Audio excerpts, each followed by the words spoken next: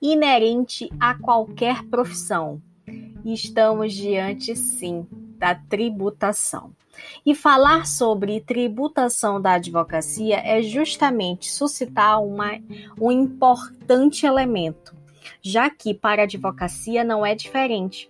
Como uma profissão da qual confere receita ao profissional, é natural que o mesmo seja tributado sobre os seus honorários, recaindo aí o dever de contribuir com o recolhimento dos tributos. E sobre isso, nós estamos aqui para distinguir qual a tributação que incide para aquele advogado que trabalha de forma autônoma, para aquele advogado que trabalha na forma de associado a determinados escritórios e também aqueles escritórios, a tributação que vai incidir sobre os escritórios de advocacia. Não esquecendo, é claro, de contemplar a tributação que os sócios, é isso mesmo que você ouviu, porque nós estamos aqui falando sobre todas as espécies que vão incidir sobre a profissão da advocacia, independentemente da forma como o advogado está ali atuando com a advocacia, se autônomo, se associado, se sócio em um escritório. Mas é importante que o profissional possa ter isso em mente, até porque ele é parte fundamental, eu diria que essencial, já que todos nós, enquanto contribuintes, fazemos parte, sim, do sistema tributário nacional. E sobre esses aspectos que nós estaremos aqui abordando no nosso 33º episódio aqui do Contribuinte Cast, o podcast do contribuinte.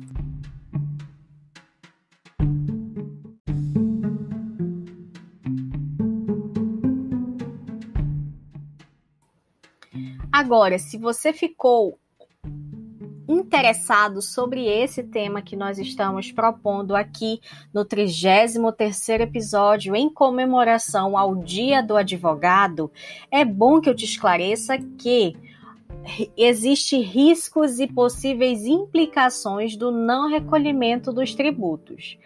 Assim, vocês precisam ter na mente que os serviços prestados com a profissão da advocacia, eles também são tributados, gente. Então, seja ele no formato autônomo, ou como integrante em uma sociedade de advogados, ou até mesmo como associado. É importante frisar que o não recolhimento dos tributos, ele pode levar a uma série de consequências bem desagradáveis, viu? Como, por exemplo, autuações por parte do fisco municipal e federal, as multas que são aplicadas em relação ao descumprimento das obrigações acessórias, por exemplo. E essas multas, gente, só para você ter uma ideia, ela pode chegar facilmente a 225% do valor do tributo devido. Além, é claro, de sanções da natureza penal, já que nós estamos diante de uma revolução, né, que começou com o surgimento do julgado ainda no ano passado, no mês de dezembro, quando o Supremo, enfim, reconheceu que o contribuinte que declara e não paga, ele pode sim ser criminalizado por isso. Então, já fica aí o alerta em relação a tais obrigações, tanto principal quanto acessória, é necessário ficar atento a essas questões. Mas sem mais delongas, vamos iniciar agora e te informar qual a tributação que incide para aquele advogado que trabalha de forma autônoma. Sabemos que, e eu posso aqui te esclarecer, que boa parte dos advogados que já iniciam na advocacia, eles trabalham de forma autônoma. Porém, pouquíssimos, gente, conhecem realmente quais são as formas e como ele vai estar sujeito àquela tributação. E só observam o quão estavam fazendo de forma equivocada quando, infelizmente, são a eles imposto penalidades, como a propriamente dita a multa que eu falei aqui para vocês. Então, quando a gente fala sobre tributação do advogado autônomo, pouquíssimos colegas sabem como funciona, sabe? Então, antes de tudo, é preciso te esclarecer que o profissional autônomo é aquele que fornece o seu próprio trabalho, sabe? Com auxílio de no máximo 2 pessoas, mas totalmente sem vínculo empregatício. E a gente também fala que o profissional autônomo é aquele que não está ligado diretamente a escritórios, vinculado a escritórios. Ele é o gestor, ele é o senhor da sua profissão. Então, sobre essa profissão, é preciso que esse profissional ele tenha em mente que ele é obrigado a prestar uma obrigação acessória chamada emissão da nota fiscal de serviço, já que nós estamos falando em um profissional liberal que trabalha de forma autônoma, a nota fiscal de serviço da qual ele está obrigado a emitir será a nota fiscal eletrônica avulsa, ou seja, para cada contrato de honorários que aquele contribuinte, que aquele advogado vai estar fechando com seus clientes, haverá sim a obrigação acessória de emitir uma nota fiscal e no valor do serviço, no valor daquele honorário que está sendo pactuado aí. Agora, muito importante, e aqui eu já friso, sobre a questão da forma de honorários, como implica na questão da emissão propriamente dito da nota fiscal avulsa, sabe? Por quê? Tem muitos colegas advogados que fazem a cobrança dos seus honorários em cima do êxito da demanda, ou seja, o famoso cota litis. Eu recebo um percentual no êxito da sua demanda.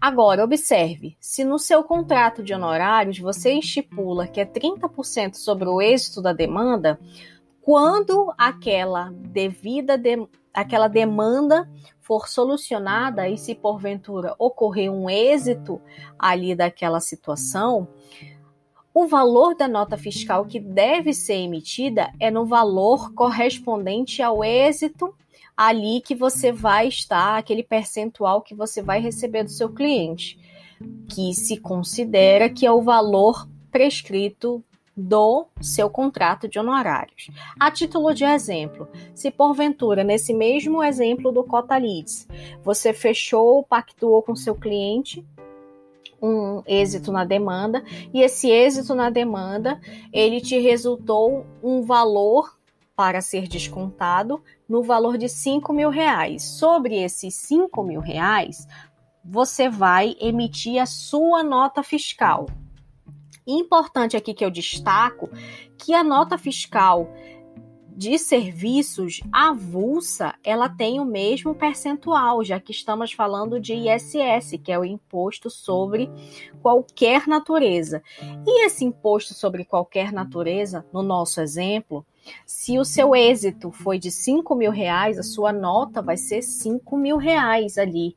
Só que sobre esse valor, você vai precisar recolher o valor de R$250, que teoricamente é equivalente a 5%, que é a nossa alíquota máxima do ISS. É importante aqui que eu destaco para vocês que o ISS, gente, ele é um imposto municipal. Então, todos os municípios do Brasil, eles possuem a competência para legislar, para realizar a cobrança e principalmente para realizar essas fiscalizações. Agora, veja, quando o município ele tem a competência de legislar, ele precisa teoricamente, que já indicar qual o percentual para o advogado, qual o percentual de ISS para aquele advogado que precisa emitir a nota fiscal. Então, isso pode variar de município para município. Então, desde logo, eu já recomendo que conheça da legislação do município do qual você está atuando. Muito embora você possa realizar ali ações e trabalhar a nível nacional, você precisa sempre observar que aquele imposto vai ser devido no local em que realmente o serviço foi prestado. Então, muita atenção relacionada a essas questões de competência, de alíquota, porque pode sim variar de um município para município. Agora, só observe que a alíquota mínima do ISS é 2%, enquanto que a alíquota máxima do ISS é 5%. Então, fica aí a dica em relação à observação quanto à competência, tá? Importante aqui que eu destaco para vocês que muitos colegas eles não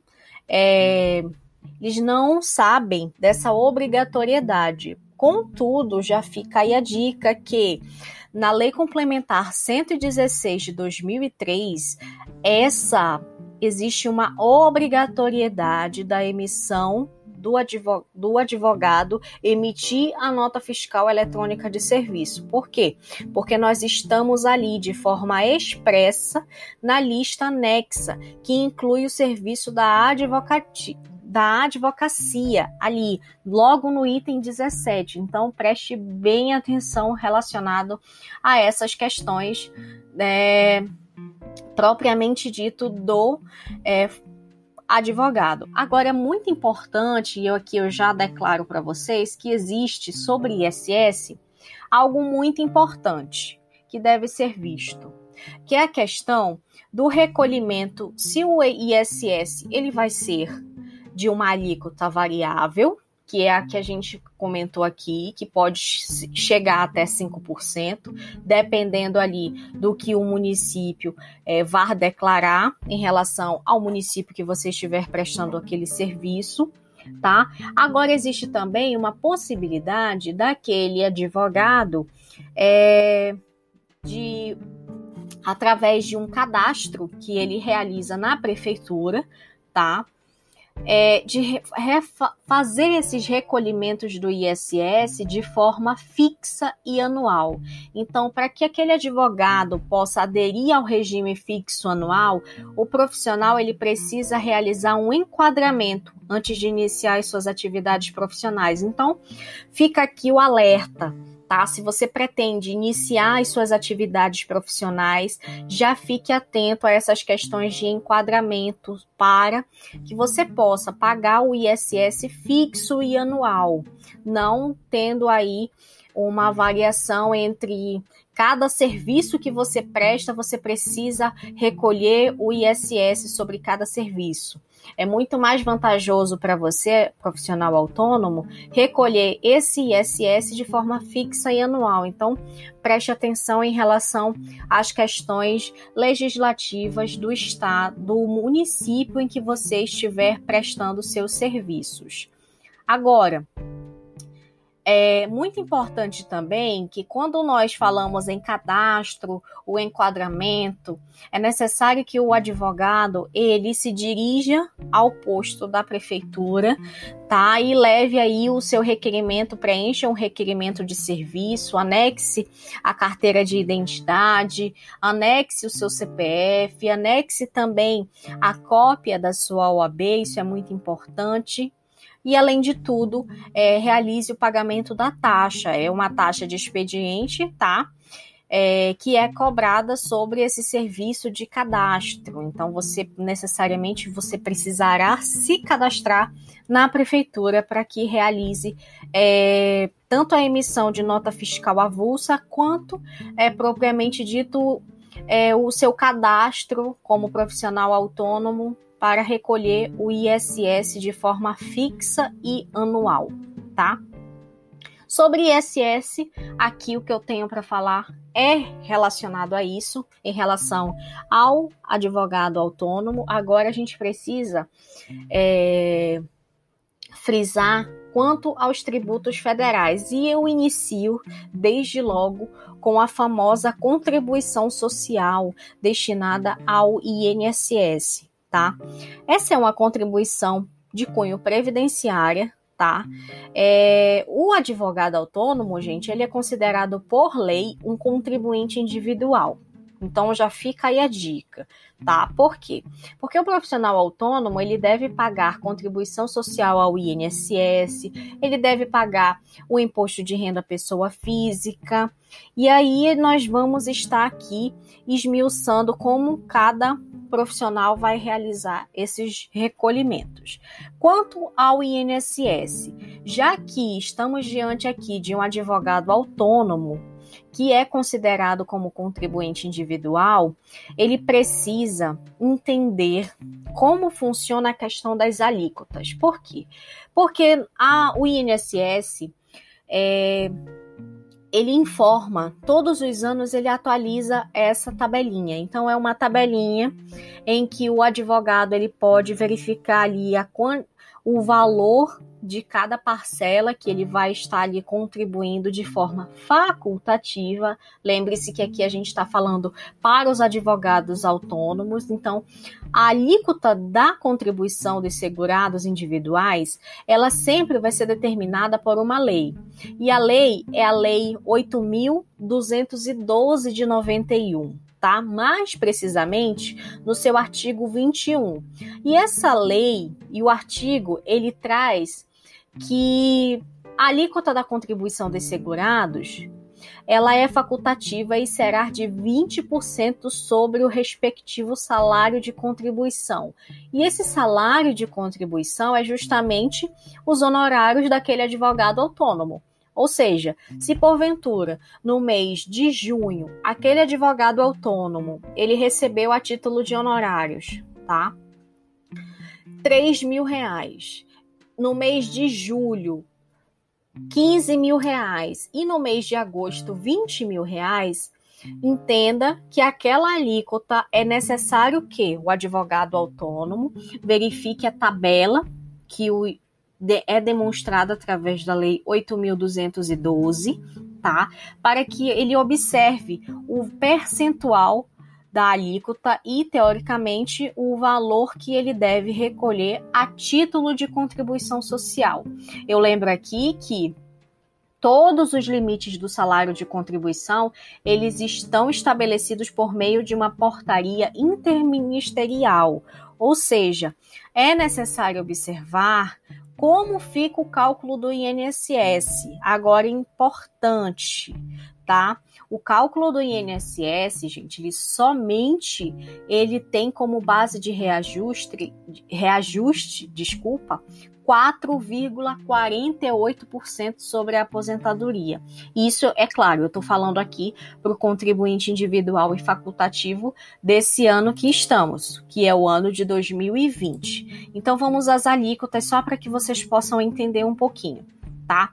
Em relação a um salário de contribuição de até R$1.045, a alíquota, se for 5%, ela não dá direito à aposentadoria por tempo de contribuição. Logo, o valor que vai ser ali recolhido pelo contribuinte é de R$ 52,25, ou seja, R$ 52,25. Só que esses 5%, entenda, ele não dá direito à aposentadoria por tempo de contribuição, somente por tempo de idade. Tá? Agora, temos também em relação aos mesmos 1.045. O contribuinte individual e facultativo, ele pode recolher o percentual de 11%. Só que entenda, esses 11% aqui também não dá direito à aposentadoria por tempo de contribuição. E a parcela do mês ficará em R$ 114,95. Agora, importante, se for entre 1.045 até 6.101,06, a alíquota é 20% e não tem nenhuma restrição sobre o direito à aposentadoria por tempo de contribuição ou por tempo ou por idade. Então, veja, é 20%. E o valor ali do percentual, o valor que vai ser pago, recolhido, ele vai variar entre R$ 209,00, que é equivalente ao do salário mínimo, tá? ou, né, que é o teto, R$ 1.220,20. Então, observe sempre a questão dessa tabela antes de realizar qualquer recolhimento de contribuição social em relação à Previdência, tá? Agora eu trago aqui uma importante informação sobre o salário de contribuição. Gente, o salário de contribuição para o advogado autônomo é sempre a remuneração que ele está oferindo. Se porventura o cliente desse advogado autônomo ele tiver um ou mais empresas como cliente, tá? Ou pelo exercício mesmo da sua atividade durante aquele mês, ele precisa observar o limite que vai ser estabelecido. Lembra do limite que eu falei logo da tabela anterior, tá? E importante aqui que eu destaco para vocês é que quando ocorre esse tipo de contratação, de empresa que contrata um advogado autônomo, como é que surge, como é que fica a questão da tributação em relação à contribuição da Previdência para o advogado autônomo?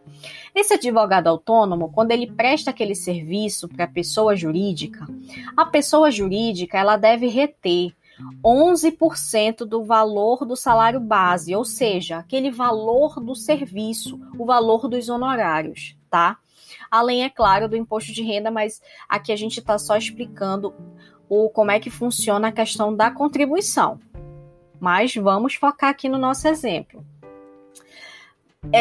Lembra que eu mencionei aqui, a empresa retém 11% daquele advogado autônomo, tá? Sobre os honorários que ela deve pagar. Só que a contribuição, ela tem uma alíquota de 20% sobre o valor daqueles honorários, sabe?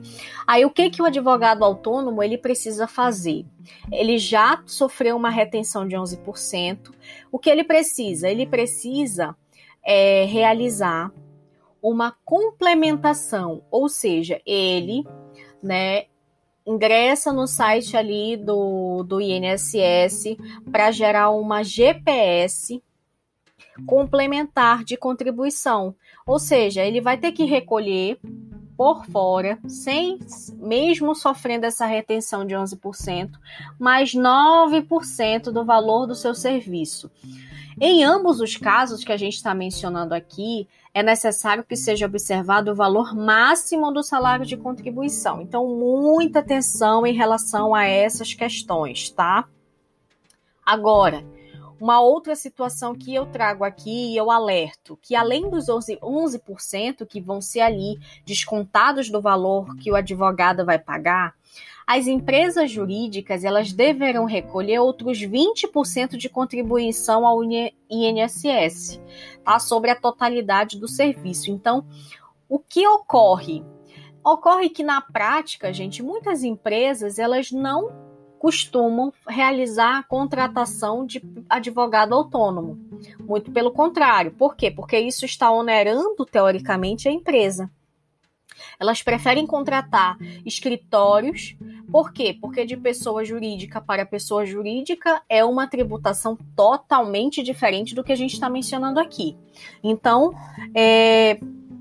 só para que fique claro, além desses 11% que eles estão retendo do valor que vai ser pago ao advogado, todas as pessoas jurídicas, elas recolhem outros 20%, tá? Então, é por isso que a contratação de profissionais autônomos é consideravelmente onerosa para as empresas, tá? Então, fica só atenta a essas questões de alíquotas, tá? Principalmente sobre o salário base. Agora que nós já começamos a tecer comentários sobre os tributos federais, é claro que a gente não podia deixar de falar dele, né? O imposto de renda pessoa física, já que nós estamos falando aqui de um profissional autônomo. Gente, muito importante. Todo advogado autônomo, ele deve pagar o imposto de renda, que ele está sujeito a uma alíquota que varia de 0% até 27,5%. Agora, entenda, a nossa tabela do imposto de renda é uma tabela que é progressiva, só que ela não tem alteração né? Desde 2015. Então, é necessário que o advogado autônomo verifique a questão da progressividade, a progressividade daquela tabela, tá? Por quê? Porque ele pode ali, se ele estiver realizando recolhimentos no Carnê-Leão, ele precisa desde logo entender o que ele vai ali tá deduzindo do seu imposto de renda, tá? Então, para isso é necessário que ele sempre fique atento à questão da tabela, que pode ser facilmente visualizada no site da Receita Federal. Importante, tá? Que o advogado autônomo, ele contabilize todas as suas receitas e todas as suas despesas, como se fosse um livro caixa, tá? E isso acontece, gente, nós sempre indicamos o Carnê-Leão. No Carnê-Leão é um livro caixa que você inclui todas as suas receitas e todas as suas despesas. Todos esses recebimentos de pessoas físicas, gente, eles estão sim sujeitos ao recolhimento do imposto de renda mensal, tá? E quando a gente fala que é um recolhimento mensal, se torna necessário e indispensável que aquele profissional faça a adoção do livro caixa, através do Carnê-Leão. Então, só para que vocês possam entender como é que funciona essa questão de retenção, tá? E aqui eu volto naquele exemplo de pessoa jurídica contratando um advogado autônomo.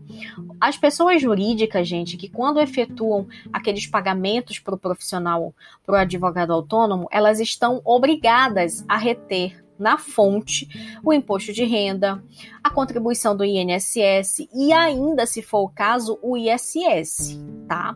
Agora, todos esses rendimentos, gente, eles estão, né, sujeitos à retenção na fonte, mas eles não incorporam de forma alguma base de cálculo do imposto que é devido, tá? Ou seja, eles não incorporam a base de cálculo do Carnê-Leão.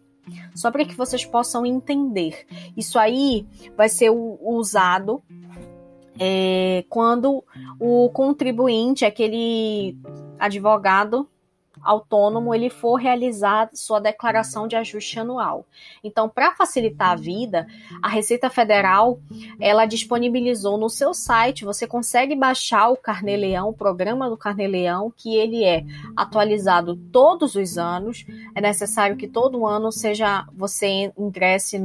acesse o portal da Receita Federal e baixe lá o programa do Carnê-Leão, tá? Como é que funciona esse programa, tá? O cálculo, gente, depois que você alimenta o programa, o cálculo ele é automático. Então, vai surgir um cálculo realizado sobre as deduções dos valores que você já pagou, como, por exemplo, os valores que você pagou dos seus estagiários, os valores que você pagou em relação ao propriamente dito aluguel, as despesas médicas, se você tem, porventura, a adesão de um plano de saúde, né? Então, tudo isso você inclui e alimenta o programa. E o programa, ele realiza aquele cálculo automático dessas deduções, tá? Existe também uma outra vantagem no sistema, que é justamente uma possibilidade de lançamento das receitas e despesas de mês a mês. Então, você consegue acompanhar um histórico que vai justamente te auxiliar para que você possa realizar um planejamento tributário para o ano seguinte. Então, já fica aí a dica sobre o Carnê-Leão, né? Agora, eu trago aqui uma outra informação relacionada a essas questões de tributação federal. E é muito importante que todo advogado autônomo que passe a adotar um controle, uma gestão fiscal, ele tenha consigo a relação de todos os honorários que ele levantou em relação aos seus clientes, sabe? Por quê? Porque todos os honorários que são levantados, eles são depositados na sua conta bancária. Então, o que a gente sugere desde o início?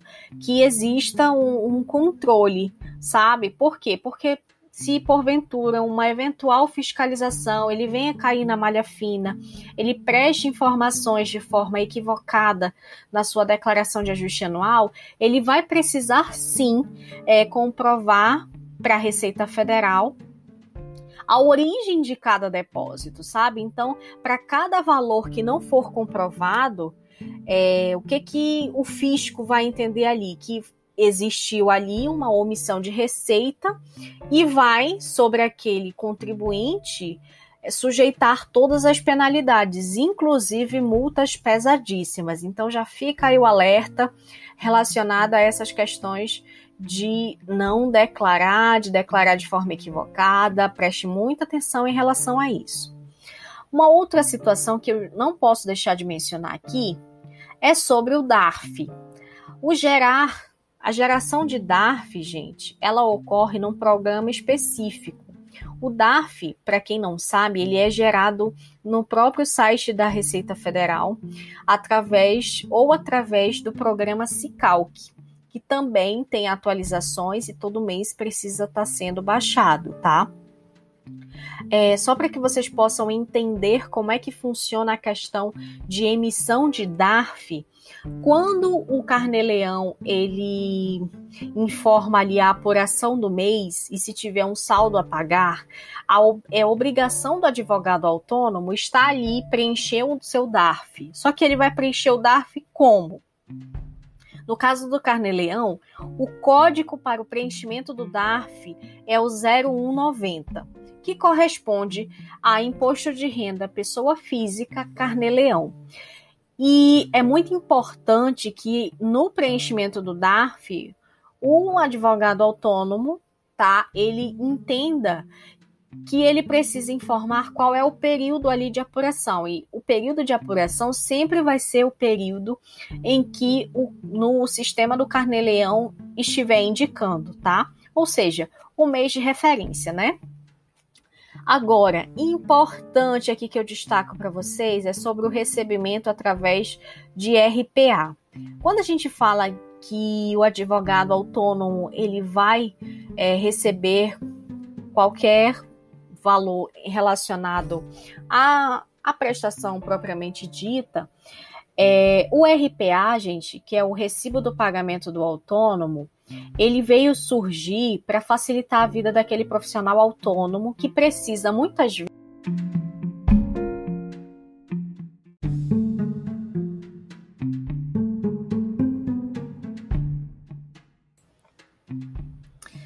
vezes gente, muitas vezes comprovar uma renda, por exemplo, né? Então, através desses recibos de pagamento, o autônomo ele tem como fazer a comprovação do que efetivamente é a sua vida financeira em relação à sua profissão, né?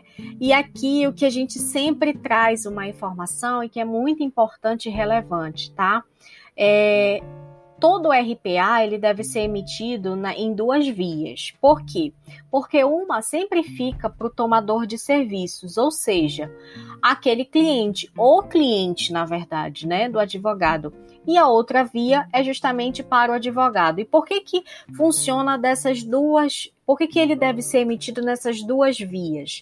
Porque quando chegar a época da declaração de ajuste anual, tanto o tomador de serviço quanto o advogado, tá? Eles vão precisar realizar a declaração. Agora, importante, o RPA jamais vai substituir a obrigação da emissão da nota fiscal. Então, muita atenção, advogados aí. Por quê? Porque ao mesmo tempo em que você está gerando ali um RPA com duas vias, uma via para entregar para o seu cliente, que vai ser o tomador de serviços, e uma outra via para ficar com você, o RPA sempre tem que ser anexado à nota fiscal de serviço. E em relação ao salário base, gente, o salário base que vai constar no RPA é o valor bruto dos serviços contratados, ou seja, Ali não tem nada, não tem nenhuma uma retenção ainda, não tem nenhuma informação sobre retenção de imposto de renda, sobre a retenção da contribuição do INSS, nada, é o valor bruto, certo?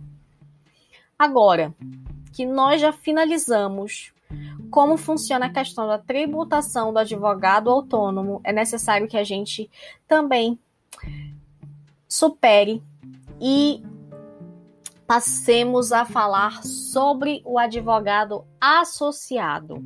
A figura do advogado associado, gente, ele não pode ser jamais confundido como sócio do escritório. Por quê? Porque esse não recebe, o associado, gente, ele não recebe distribuição de lucros referentes àquela sociedade de advogados, tá? Eu trago aqui uma informação e que eu vou informá-los e que eu vou esmiuçar muito mais daqui a pouco.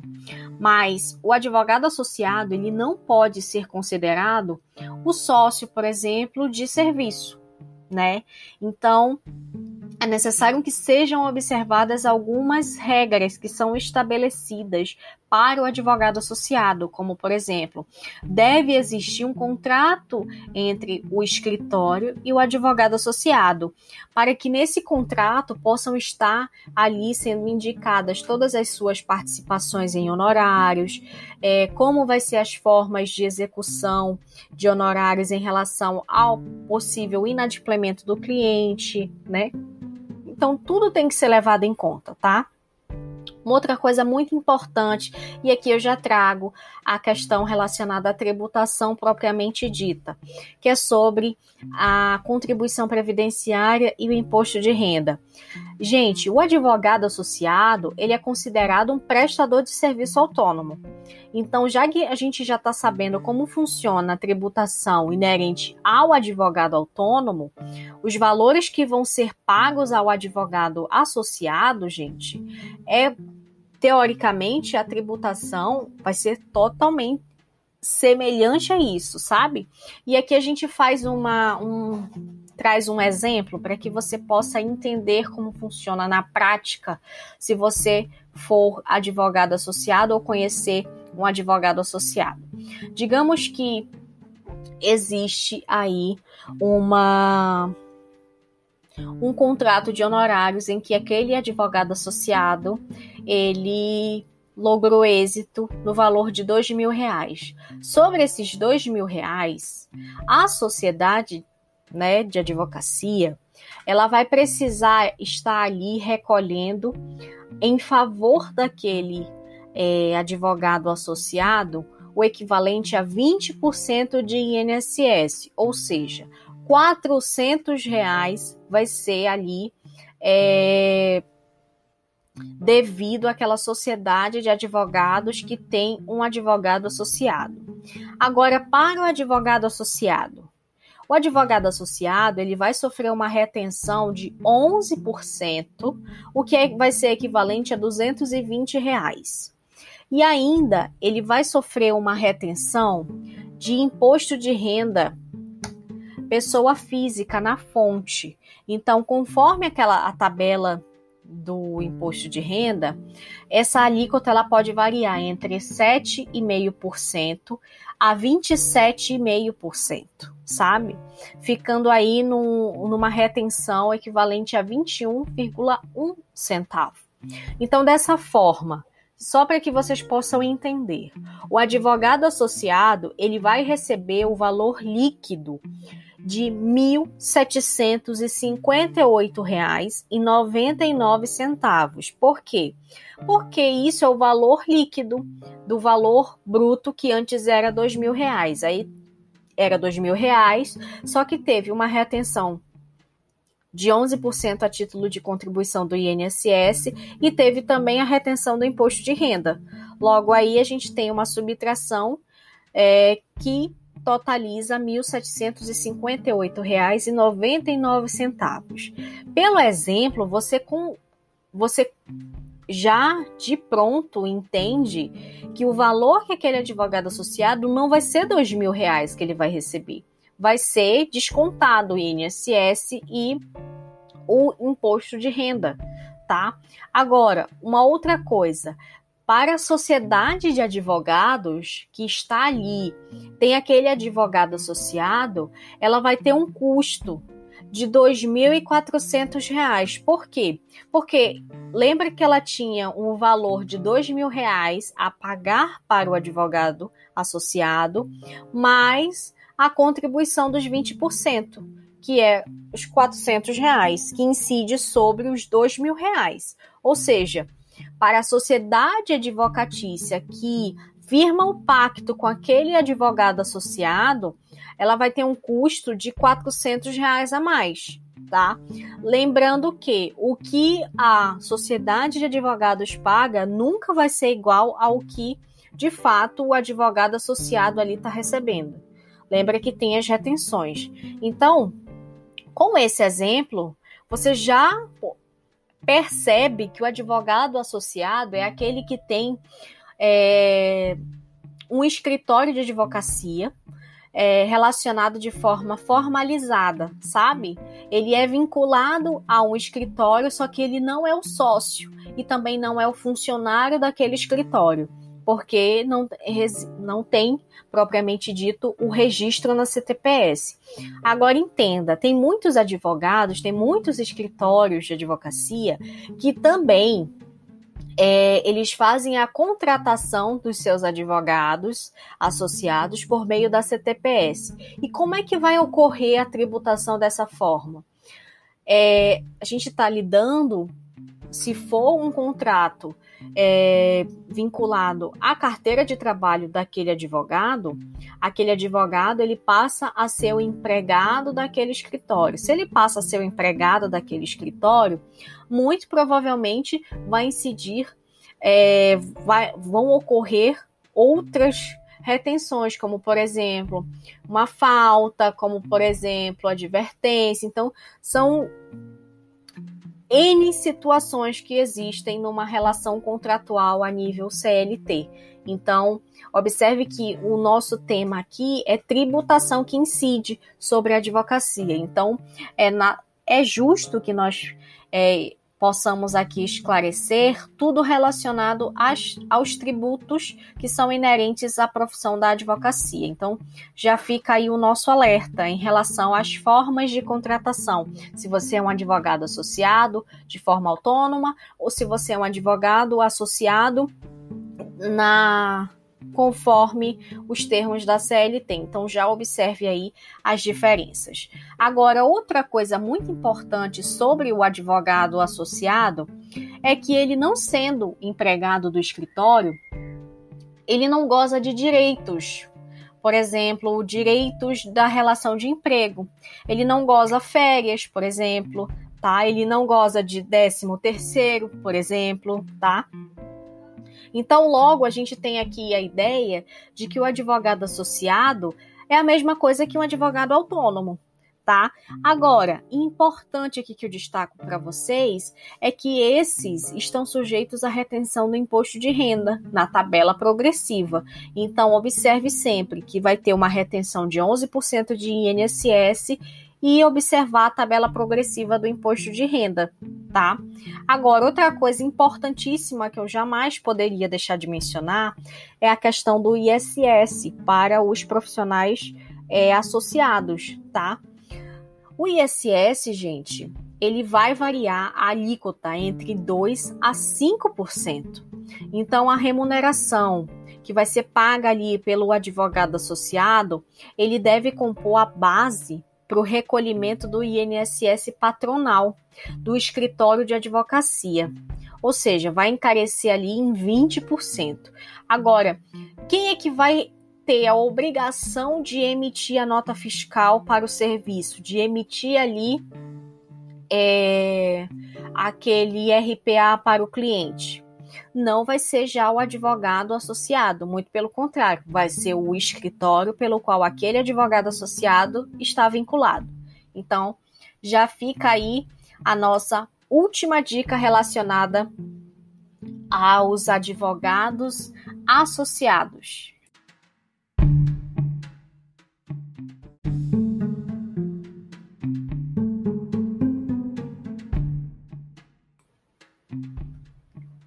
Agora, enfim, chegamos à questão dos escritórios de advocacia.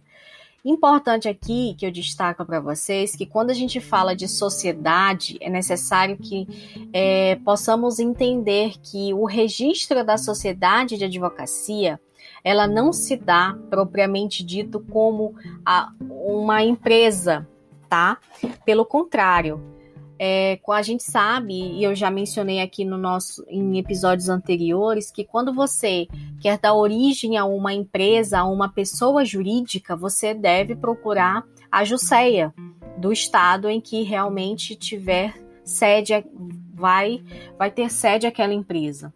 Só que a sociedade de advocacia, ela não é uma sociedade empresarial.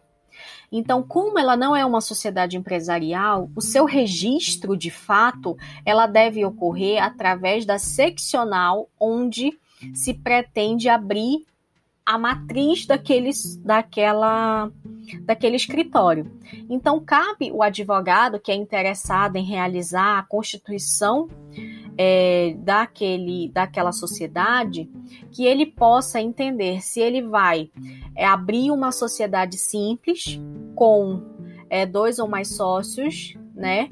Ou abrir uma sociedade individual, que ele vai ser o senhor, né, daquela sociedade que ali vai surgir, tá? Agora, eu trago aqui a importante informação sobre o registro na OAB, por quê? Porque não existe nenhuma sociedade de advocacia que não tenha um registro de fato na OAB. Então, é importante que tenha esse registro. E esse registro é realizado através de um contrato social que vai conter todas as informações sobre a sociedade, dentre elas a mais importante de todas, o capital social. Agora eu faço um alerta aqui, e que esse alerta, ele está lá no nosso Código de Ética e Disciplina, que é sobre a responsabilidade do advogado. Entenda que, diferente de uma sociedade empresarial, em que a responsabilidade do sócio está limitada ao capital social, no escritório de advocacia, a responsabilidade ela é ilimitada, então ela pode variar do capital social. Então, muita atenção nesse aspecto, tá? O que eu posso mencionar aqui para vocês em relação a registro propriamente dito de sociedade, é que precisa ter o contrato social, e nesse contrato social deve vir a razão social. Não existe nome fantasia para uma sociedade de advocacia. Então, muita atenção a isso, porque o nosso Código de Ética, ele é claro, taxativo em relação às questões de nome razão social de uma sociedade de advocacia. Então, observe o que determina o nosso Código de Ética para essas questões burocráticas, tá? Essas questões documentais, tá? Uma outra situação que eu preciso aqui mencionar é que após o registro na OAB, o que o advogado precisa fazer? Claro, se ele não contratar um contador para isso. Tá? Ele precisa realizar o enquadramento da sociedade perante os órgãos. E esse enquadramento da sociedade, ele vai se dar por meio da rede SIM. E a rede SIM você pode acessar através do e-mail, do portal, www.redesim.gov.br. Lá, você, como advogado que quer ali gerar uma sociedade simples ou unipessoal, você pode realizar o seu cadastro prévio, então, e observar os passos, né? E aqui, quando a gente fala a observação dos passos, é muito importante, porque o primeiro passo na rede SIM sempre vai ser uma consulta prévia, né? Uma consulta prévia sobre o domicílio que está sendo pretendido criar ali aquele escritório, fazer o registro daquela sociedade, né? Então, tudo começa com uma consulta prévia. O segundo passo sempre vai ser a coleta dos dados. E a coleta dos dados está muito relacionada à consulta prévia que aconteceu, né? O acompanhamento do protocolo, se existe, porventura, alguma indicação, algum indeferimento por parte da prefeitura em relação ao domicílio fiscal, né? Ocorre muito de indeferimentos, existem casos de indeferimentos relacionados a domicílio que não é considerado um domicílio comercial para efeitos da prefeitura. Então, existe aí uma atenção que o advogado ele precisa ter uma atenção especial no que tange a domicílio, tá? Um terceiro passo é sobre as licenças. Todas as licenças. Primeiro, a licença relacionada aos bombeiros.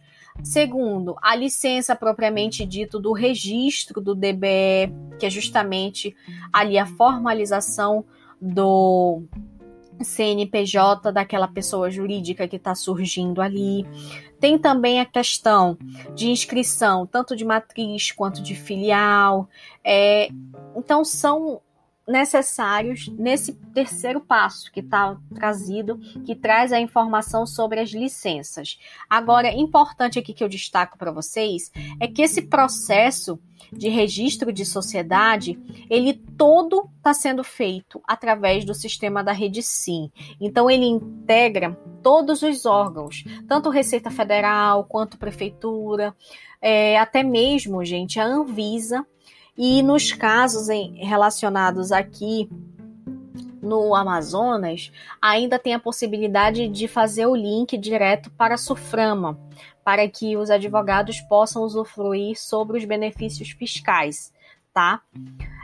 Uma outra coisa importante aqui que eu preciso destacar para vocês é que nos casos de inscrição de matriz, toda vez que ocorrer qualquer alteração, é necessário que essa alteração seja reconhecida pela OAB, tá? Por quê? Porque sempre vai ocorrer mudanças. E quando a gente fala de inscrição de matriz, a indicação ou uma exclusão de preposto, o DBE, ele precisa ser assinado pelo representante daquela pessoa jurídica. Então, já fica aí a dica que o DBE, que é o documento básico de entrada, ele vai ser o documento de ato constitutivo do CNPJ daquela sociedade. Então, ele precisa ter a qualquer alteração que seja comunicada à OAB para que logo em seguida seja comunicado à Rede Sim e sejam feitas todas as alterações, tá? Como eu falei para vocês, a Rede Sim, ela está integrada a todos os órgãos, então basta que você tenha acesso à Rede Sim, realize todas as etapas para que, enfim, você possa ali dar origem à sua pessoa jurídica. Agora, quando a gente fala de uma sociedade que está ali constituída, é necessário que a gente observe também a questão da tributação, que incidirá sobre aquela sociedade simples de advocacia. Então, quando a gente fala sobre uma sociedade simples de advocacia, é claro que a gente já precisa citar a importância que vai ser necessário para que haja uma gestão e um controle tributário, como, por exemplo, a escolha do regime tributário. Escritório de advocacia, ele vai precisar ali, ao passo em que ele está se formalizando, ele vai precisar ter o registro contábil, as suas escriturações, e tudo isso deve ser registrado na OAB. Assim como as empresas elas precisam registrar na JUSEA, todas as alterações precisam ser reconhecidas e registradas na OAB. Agora, quando a gente fala sobre obrigações e tributação de escritório, é necessário que a gente entenda que as sociedades elas também precisarão optar pelo seu regime de tributação. E pode optar pelo simples, pode optar pelo lucro real, pode optar pelo lucro presumido e até mesmo o lucro arbitrado. Então, veja bem, Hoje em dia, a maioria das sociedades de advocacia, elas estão, né, no Simples Nacional. Por quê? Porque além de ser um regime diferenciado, é um avanço para os advogados poderem estar no Simples Nacional, tá? Agora, todos nós estamos no anexo 4 do Simples, ou seja, tendo aí uma incidência de 4,5% para a primeira faixa e 33% para a sexta faixa, isso do Simples Nacional. Caso você tenha alguma dúvida relacionada a essas faixas de tributação do Simples, a gente já recomenda que, desde logo, que você consulte a Lei Complementar 155 de 2016, mais propriamente dito no artigo 18, tá? Que você vai encontrar ali todas as faixas de tributação entre os anexos 1 a 5. Então, fica aí a dica de leitura para que você fique atento a essas questões. Como é que funciona a questão da tributação municipal para os escritórios de advocacia? Escritório de advocacia, gente, ele pode fazer a opção pelo ISS fixo, para que ele possa pagar uma única vez no ano, tá? Considerando sempre os critérios materiais e espaciais, tá? No âmbito do município. Então, quando a gente fala sobre administração pública municipal, a gente também já fala desde logo que é necessário que aquela sociedade de advocacia, aquele escritório, ele possua um cadastro perante a prefeitura para poder ali está sendo obrigado a emitir a nota fiscal, que nada mais é do que uma obrigação tributária acessória. Então, quando a gente fala isso, é justamente após o registro da sociedade na seccional da OAB, ele precisa ter o aval ali na rede Sim, que ele já tem a sua inscrição municipal. A partir do momento em que ele já possui a inscrição municipal, é necessário que ele realize o que a gente chama de um complemento de cadastro. E esse complemento de cadastro, ele vai ser realizado, né, através de documentações que você leva até a prefeitura para que possa fazer ali o requerimento do pagamento do ISS no valor fixo, tá? Agora, é importante, existe também uma informação que eu preciso falar para vocês, que o ISS fixo, ele é pago em função do número de profissionais que integram a sociedade. Então, se porventura o escritório de advocacia, ele tem 20 advogados associados e todos eles ali estão trabalhando e gerando receita para o escritório através de honorários, né? Ele precisa ser informado no cadastro prévio, tá? Por quê? Porque o ISS fixo, ele não é conforme a quantidade de serviço prestado. Pelo contrário, é pela quantidade arrecadada, tá?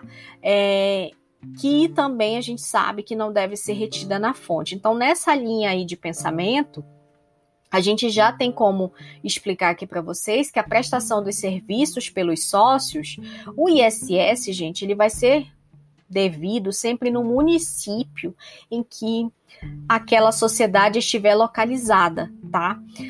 E também cujo aquele valor deve ser pago conforme ali a norma que rege aquele município. Então, fique atento a essas questões.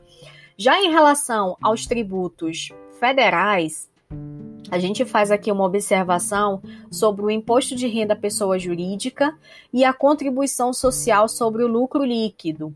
Por quê? Porque elas são incidentes sobre as sociedades de advogados e elas são calculadas de acordo com o regime de apuração do lucro, ou seja, no Simples Nacional tem que observar as faixas, no lucro presumido tem que observar sempre a questão de adicional do imposto de renda, que pode ser de 20% a mais, né? A gente tem 15% de imposto de renda à pessoa jurídica, mas se ultrapassar 20 mil no mês, tem um acréscimo de 10%, tá? Agora, Com a CSLL, 9%. Isso tudo, gente, é sobre a apuração do lucro, ou seja, ele pode ser real, pode ser presumido, pode ser arbitrado e até mesmo o simples, como a gente já falou aqui. Qual é a diferença em relação a esses tributos, a esses regimes e o Simples Nacional? O Simples Nacional não vai ser necessário uma apuração de cada tributo, sabe? De cada imposto, de cada contribuição. No Simples, é gerada uma apuração única que dá origem a uma guia única. E nessa guia única vão estar presentes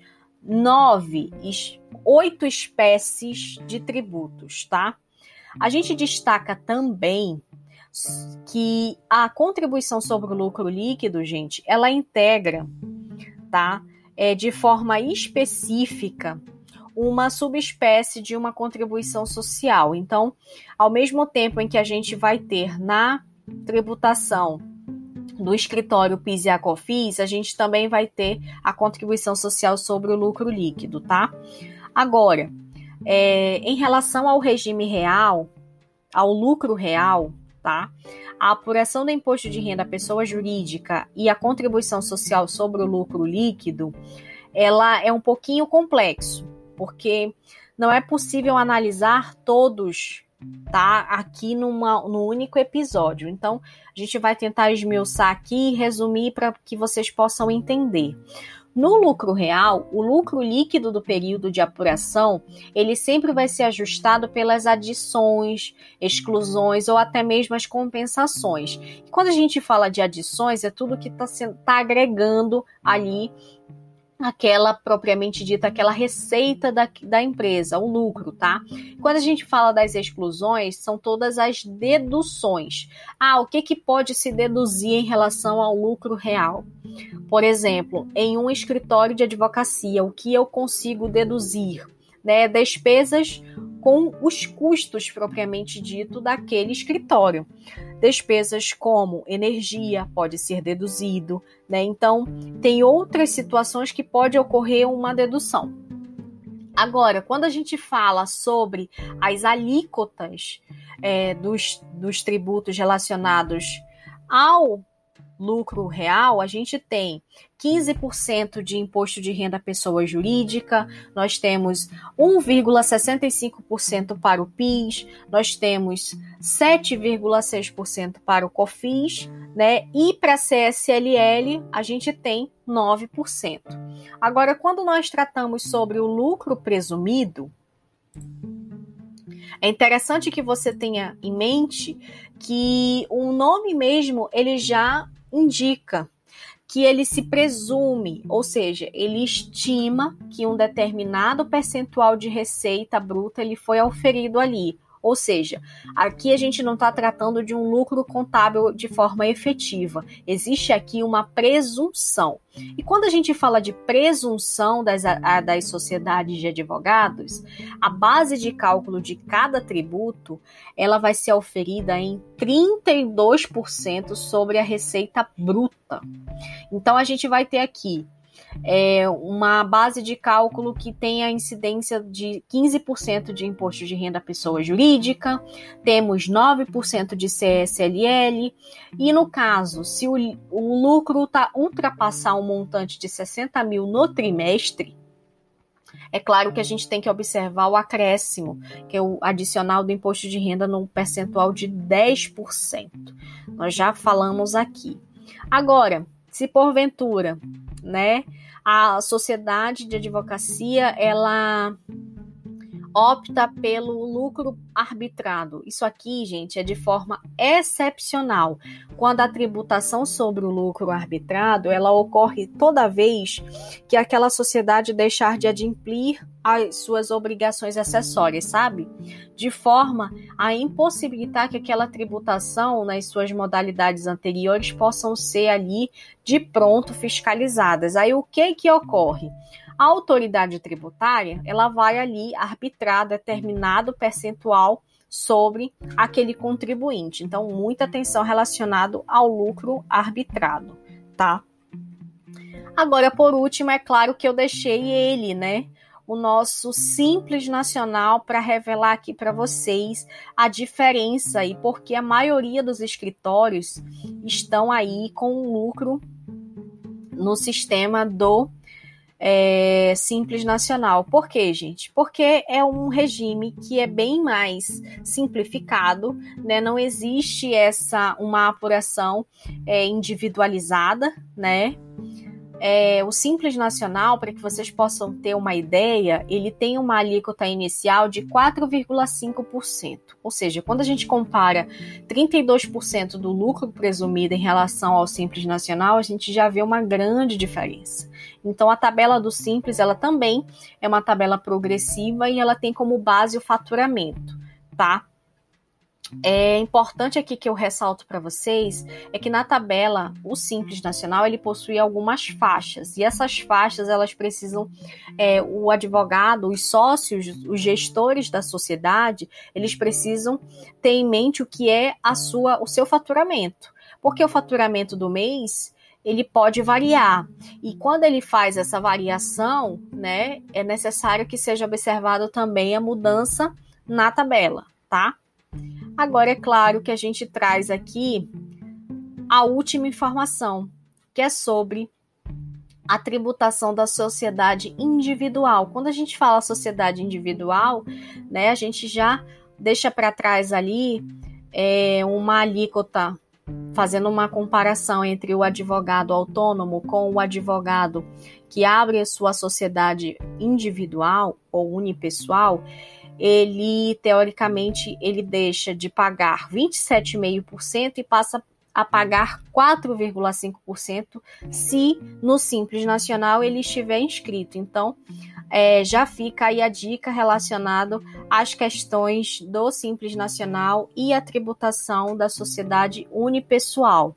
Outra situação que eu não posso deixar de mencionar aqui para vocês, e antes de finalizar, é que na DAS, que é o documento de arrecadação do Simples Nacional, ali vão estar todos os tributos, o imposto de renda à pessoa jurídica, a contribuição social sobre o lucro líquido, a COFINS, o PIS e o ISS. Então, cada um vai respeitar o seu devido percentual da faixa de faturamento que é disponibilizada ali na tabela do Simples Nacional. Bom, eu espero ter encerrado todos os temas, todas as dúvidas relacionadas à tributação da advocacia.